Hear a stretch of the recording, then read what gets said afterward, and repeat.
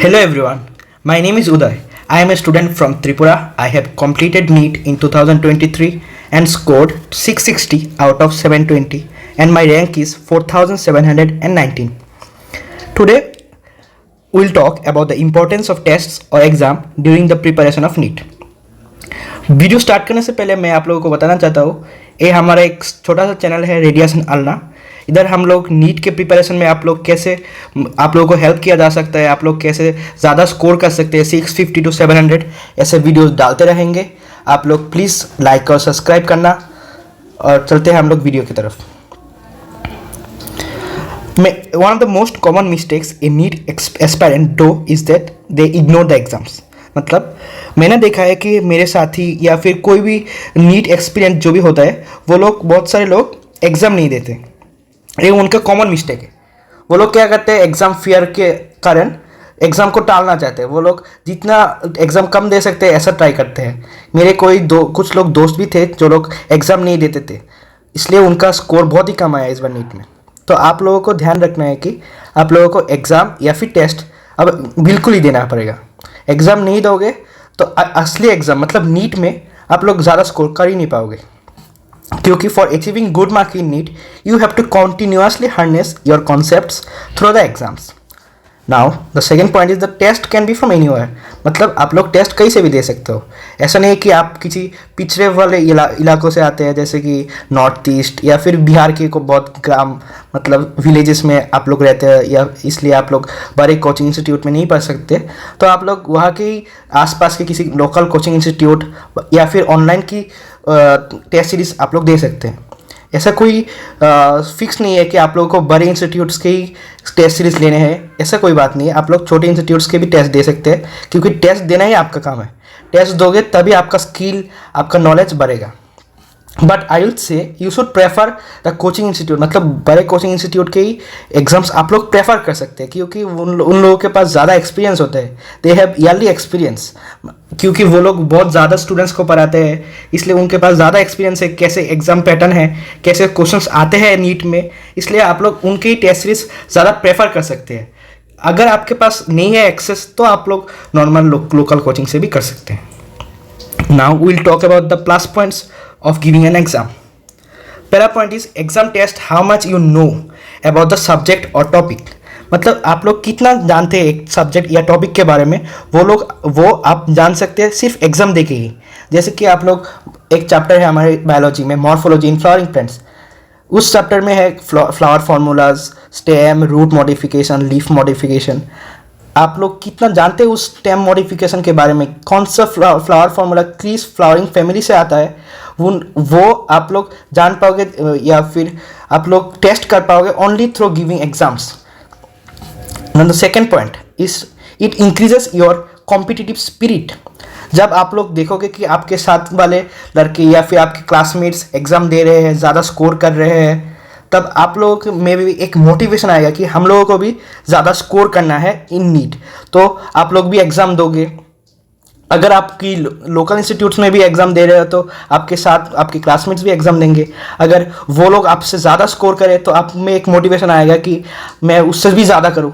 जैसा कि मेरा था, मैं जब नीट की प्रिपरेशन कर रहा था तभी मेरे दोस्त लोग भी मेरे साथ एग्ज़ाम दे रहे थे, तो बहुत सारे दोस्त मुझसे भी ज़्यादा स्कोर कर रहे थे। तो मुझे भी चाहिए था कि मुझे भी ज़्यादा स्कोर करना है, और फिर मैं ज़्यादा पढ़ता था, ज़्यादा टॉपिक्स क्लियर करता था through any online coaching institutes. और आप लोग नॉर्मल कोचिंग इंस्टीट्यूट से भी पढ़ सकते हो, उधर से पढ़ के आप लोग टॉपिक्स के बारे में ज़्यादा जान सकते हैं। एनसीईआरटी बुक तो आपको पढ़ना ही होगा, उसके लाइन बाय लाइन बायोलॉजी आपको पढ़ना है, फिर मार्किंग करने हैं और आप लोगों को एग्ज़ाम देना है। और एनसीईआरटी के बहुत सारे ऐसे भी पॉइंट्स हैं जो आप जनरल रीडिंग में आप लोग मिस कर सकते हैं। जब आप एग्जाम दोगे तो आपको पता चलेगा कि वो लाइन हमने मिस कर दिया। इसीलिए हमारा third point is exam will clearly visualize your weak points और शॉर्टकमिंग्स। मतलब आप किस चैप्टर में कौन सा वीक पॉइंट है आपका, वो आप पता कर सकते हैं ओनली बाय गिविंग एग्जाम। जब आप एक एग्ज़ाम देते हैं, जैसे कि मैं जब एग्ज़ाम देता था केमिस्ट्री में, मेरा एक टॉपिक बहुत ही ज़्यादा वीक था, वो था डीएनएफ ब्लॉक। तो मैं जब डीएनएफ ब्लॉक पहली बार एग्ज़ाम देने गया तो मुझे लगा कि अरे ये टॉपिक तो मुझे आता था पर अभी क्यों नहीं आ रहा है मेरे दिमाग में। ऐसा होता है जब आप एग्ज़ाम देते हो तो आपको लगता है कि मैं तो पढ़ के गया, पर आप भूल जाओगे एग्जाम में भी। इसलिए एग्जाम देना is more important because it will make you realize आपके वीक पॉइंट्स कहाँ है, किस कौन कौन से टॉपिक आपको ज़्यादा पढ़ने चाहिए और ज़्यादा यूज़ करने चाहिए। You can improve with this, you can improve and better in the next exams. मतलब इन द नेक्स्ट जो आप एग्जाम दोगे इन द कोचिंग इंस्टीट्यूट्स और through in the NEET exam में भी आप बेटर कर सकते हो। ऐसे छोटे छोटे एग्जाम्स दे सकते हो या फिर टॉपिक वाइज पार्ट टेस्ट भी आप देख सकते हो। Now the fourth point is through giving regular test you will eventually be able to manage your time usage. सबसे मेन क्राइटेरिया है फॉर क्रैकिंग नीट और for cracking any competitive exam is that you have to manage your time. आपका exam 3 घंटे 15 minute से ज़्यादा नहीं होगा, तो आपको 720 का आंसर 3 घंटे 15 मिनट में कंप्लीट करना है विथ मार्किंग और सर्कलिंग द आंसर्स। सो आपको टाइम भी मैनेज करना चाहिए। जैसे कि मेरा फिजिक्स में बहुत ज़्यादा टाइम लगता था, तो by giving test I have improved my timing and मैं उस टाइमिंग को 1 घंटे या 1 घंटे से भी कम में मैं फिजिक्स कर पा रहा था बिफोर द नीट एग्ज़ाम। और बायोलॉजी तो आपसे हो जाएगा 50 मिनट्स या 40 मिनट की, बहुत सारे लोग तो 30 मिनट्स में भी बायोलॉजी कंप्लीट कर लेते हैं। पर main topic is the physics because physics में ज़्यादा न्यूमेरिकल्स आते हैं, इसलिए आपका टाइम भी ज़्यादा लगता है। अगर न्यूमेरिकल्स आप प्रैक्टिस करोगे, एग्जाम दोगे, तो वो टाइम आपका धीरे धीरे से कम हो जाएगा और आप ज़्यादा इजीली वो एग्ज़ाम क्लियर कर सकते हो। Many of the students fail mainly because they cannot complete all the markings and circlings on time.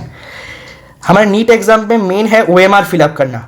अगर आप लोग OMR टाइम से नहीं फिलअप करोगे या फिर जल्दबाजी में फिलअप करना चाहोगे तो गलती तो ज़रूरी होगी, क्योंकि जब आप जल्दबाजी करोगे 5 नंबर की जगह 4 नंबर पे आप सर्कल कर दोगे ए, या फिर कोई एक 6 नंबर या फिर किसी एक नंबर का क्वेश्चन आप छोड़ दोगे और फिर सर्कलिंग कर लोगे तो तो आपका आंसर सीट गलत हो जाएगा। इसलिए time management is the most important thing for cracking any exam, especially today we are talking about the NEET. And but last but not the least is practice makes a man perfect. We always know जब हम लोग किसी भी topic के ऊपर practice करेंगे तभी उस टॉपिक के ऊपर हमारा परफेक्शन आएगा। इसीलिए हम लोगों को प्रैक्टिस करना है और ज़्यादा से ज़्यादा एग्ज़ाम देने का ट्राई करना है, और वो एग्ज़ाम आप लोग किसी भी लोकल इंस्टीट्यूट्स, ऑनलाइन और फिर बिग इंस्टीट्यूट से आप लोग कर सकते हैं। इसी के साथ हम लोग यहाँ पे विदाई लेंगे और नेक्स्ट वीडियो में हम लोग बात करेंगे एग्ज़ाम के बाद आपको एग्ज़ाम एनालिसिस कैसे करना है। तो हमारे चैनल को सब्सक्राइब करिए, लाइक करिए, कमेंट करिए और बने रहिए हमारे साथ।